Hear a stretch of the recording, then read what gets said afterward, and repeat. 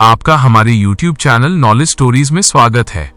यह कहानी अब एक ऐसे मोड़ पर है जहां वीर को न केवल अपनी ताकत बल्कि अपनी बुद्धिमानी की भी चरम परीक्षा देनी होगी।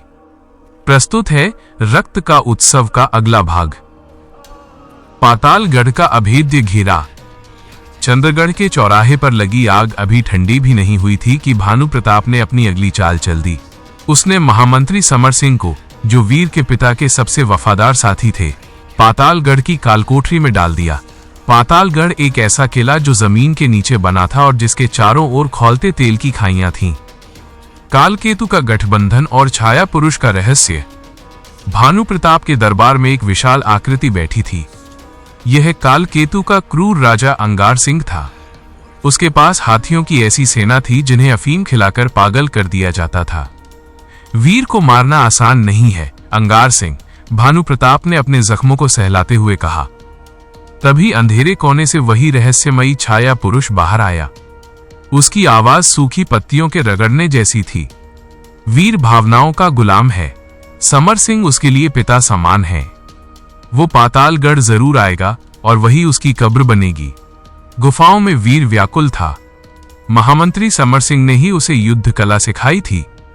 राजकुमार, पातालगढ़ में घुसना आत्मदाह करने जैसा है, कालिया ने नक्शा फैलाते हुए कहा। वहां की हवा में भी जहर है और रास्ते इतने संकरे हैं कि एक साथ 2 सैनिक भी नहीं चल सकते। वीर की आंखें जल रही थीं। आर्यभट्ट, क्या हमारे पास कोई गुप्त रास्ता है? आर्यभट्ट ने सिर झुकाया। सिर्फ एक राजकुमार, नाग द्वार। ये एक गंदा नाला है जो सीधे कालकोठरी में खुलता है, लेकिन वहां हजारों जहरीले सांप और दलदल है। वीर ने अपनी तलवार म्यान में डाली। तो हम सांपों के रास्ते ही जाएंगे। कालिया, अपनी टुकड़ी तैयार करो। हम युद्ध नहीं प्रलय लेकर जाएंगे। अमावस्या की रात थी। पातालगढ़ के ऊपर मशालें जल रही थीं। अचानक किले के मुख्य द्वार पर धमाका हुआ। भानु प्रताप की सेना को लगा कि हमला सामने से हुआ है। अंगार सिंह ने अपने मदमस्त हाथियों को बाहर भेज दिया, लेकिन ये एक छलावा था। असली वीर और उसके 10 जांबाज सैनिक नागद्वार के रास्ते कीचड़ और सांपों से लड़ते हुए किले के हृदय में पहुंच चुके थे। जैसे ही वीर काल कोठरी के पास पहुंचा, उसने देखा कि समर सिंह को लोहे के पिंजरे में खौलते तेल के ऊपर लटकाया गया है। वीर, वापस जाओ, ये मौत का जाल है, समर सिंह चिल्लाए। तभी अंधेरे से छाया पुरुष निकला। उसके हाथ में एक अजीब सा यंत्र था। स्वागत है राजकुमार, मैंने सुना है आपकी गति बिजली जैसी है। देखते हैं इस बार आप किसे बचाते हैं, अपने गुरु को या खुद को। उसने एक लीवर खींचा। पिंजरा धीरे धीरे खौलते तेल की ओर नीचे जाने लगा। वीर ने दीवार पर दौड़ते हुए अपनी कुल्हाड़ी से पिंजरे की जंजीर पर प्रहार किया। जंजीर कटी, लेकिन पिंजरा सीधे तेल में गिरने वाला था।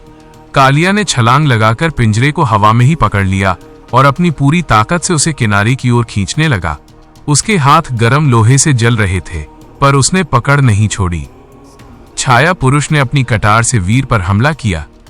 दोनों के बीच ऐसा द्वंद्व छिड़ा कि पत्थरों से चिंगारियां निकलने लगी। वीर ने छाया पुरुष का नकाब अपनी तलवार की नोक से हटा दिया। नकाब के पीछे का चेहरा देखकर वीर के पैरों तले जमीन खिसक गई। वो कोई और नहीं बल्कि वीर का अपना चचेरा भाई आदित्य था, जिसे सब मृत समझते थे। आदित्य, तुम जीवित हो? वीर हतप्रभ रह गया। सिंहासन के लिए पिता ने पिता को मारा, तो भाई भाई को क्यों नहीं मार सकता? आदित्य ने क्रूरता से हंसते हुए धुआं छोड़ा और फिर से गायब हो गया। वीर ने समर सिंह को सुरक्षित निकाल लिया, लेकिन उसे एक गहरा घाव मिला, विश्वासघात का। पातालगढ़ का आधा हिस्सा धधक रहा था। वीर ने मुड़कर देखा। भानु प्रताप और कालकेतु की संयुक्त सेना अब अरावली की ओर कूच करने की तैयारी कर रही थी। युद्ध अब व्यक्तिगत नहीं रहा, ये अब महायुद्ध में बदल चुका था।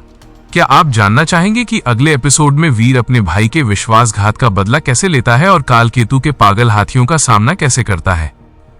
आप हमारे YouTube चैनल नॉलेज स्टोरीज को सब्सक्राइब करें और वीडियो को लाइक करें और अपने दोस्तों को शेयर करें। धन्यवाद।